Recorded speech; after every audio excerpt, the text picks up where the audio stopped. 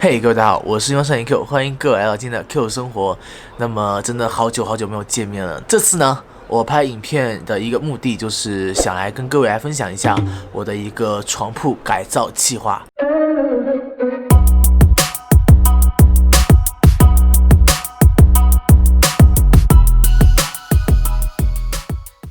首先呢，这个计划其实是我和杰克两个人都有在自己改造啊。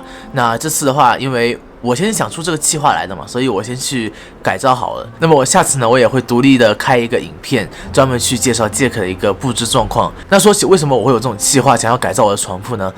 主要还是因为我的一个桌子确实不够大。然后各位要知道的是，我们的寝室其实是有6个人哦。笨蛋，这个是9啦。哦，这是9，没有差了。就是可以看到我们桌子其实蛮小的，看，桌子真的超小我东西都摆满了，然后真的完全不够用，所以我是想着嘛，就是既然说下面已经不够用了，那我可不可以在床上另外再改造一个自己的一个独立的空间嘞？所以废话不多说，我们现在就去看看吧。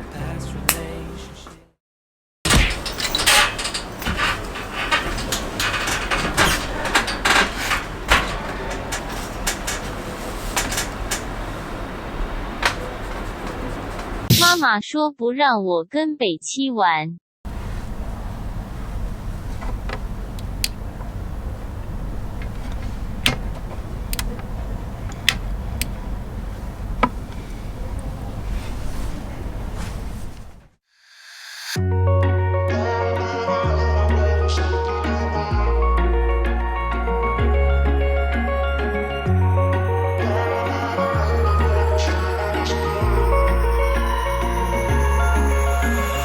Wish I could say I was finally over you, but that's not the truth. Everyone always keep falling in love again. The fuck's wrong with them? I don't understand. Maybe it will pass by, someone save me. Before I pass out, I'm too lonely to be done. I'ma drink at this pace. Yeah. Why am I the only one who's left in the rain with nobody to hold on to?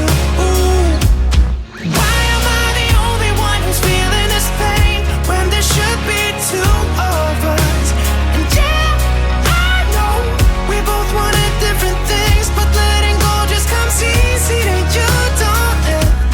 Why am I the only one who's left in the rain? If I had an option to be someone else, I would, and let go of you. I know that I'm obvious, fuck it, I'm made this way. But why didn't I stay when I had the chance? Maybe it will pass by, someone save me. Before I pass out, I'm too lonely to be done in my drink at this pace. 看完这个我的一个布局之后，觉得怎么样？其实我觉得还是蛮北拜的，是不是？那这个桌子有了，电脑可以放上去了 ，iPad 可以放上去了，再来手机也可以放上去了，再来的话，什么耳机啊这些都可以放进来，还可以带一本书。我是傻傻的选了一本，随便拿了一本书上来，也没有看过了。再来也是说，不管是说下面东西放不开了，还是说因为是寝室里面嘛，就是有6个人，所以说有时候你想做一些自己的事情，就是不想让别人知道的事情哦。当然我不是说看这种电影哦，看那种电影什么时候都可以看啊。当然早上最好不要看。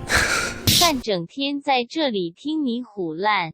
就是想做一些自己的事情的时候，就是可以到床上来，然后自己一个人做啊，然后这是一个很私密的空间，因为我还加了一层这种床帘嘛。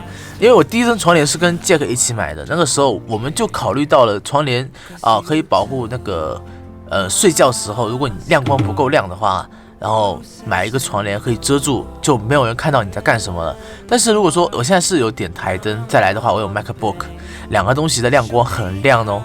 首先那我们这个蓝色的床帘，对，这个蓝色床帘就已经不够用了，因为它的一个透光性真的很差很差。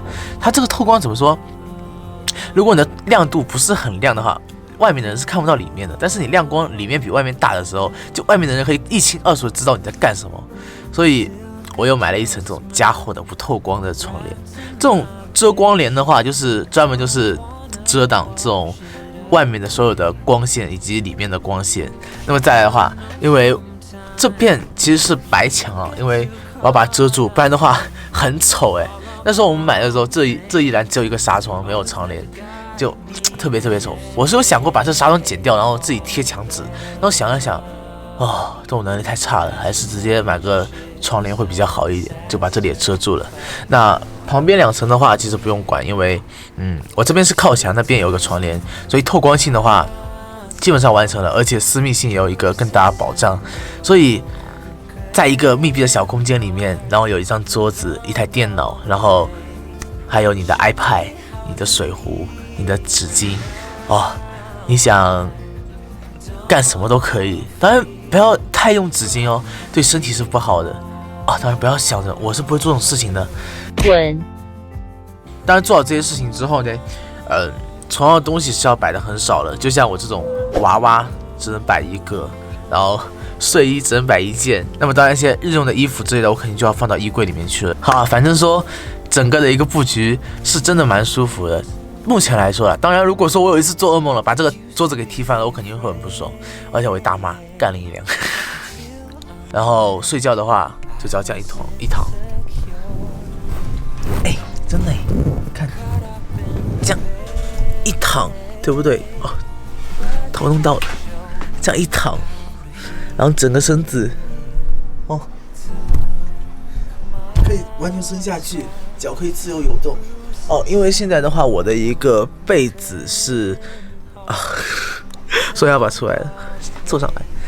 因为我现在被子是折起来的嘛，所以说我的脚其实离这个木板其实蛮近的。但是当我把那个被子给铺开来之后，其实是完全可以自由伸展的，不会太，只要你不是太用力的去踢，或者是你故意想去踢它的话，其实是一点问题都没有的。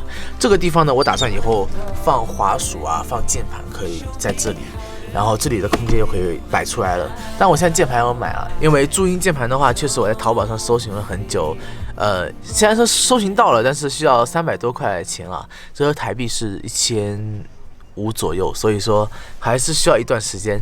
因为最近双11真的欠了马云好多钱干。好了，那本期节目到此结束了。下次呢，我一定会去偷拍杰克的一个，什么叫偷拍？肯定是会光明正大去采访他的一个改装过后的一个床铺的样子。好了，那本期节目到此结束。如果你喜欢的影片的话，不要忘记订阅、分享和评论一下。当然，必要小伙伴也可以点击弹幕还有投币。那么我们下期再见，拜拜。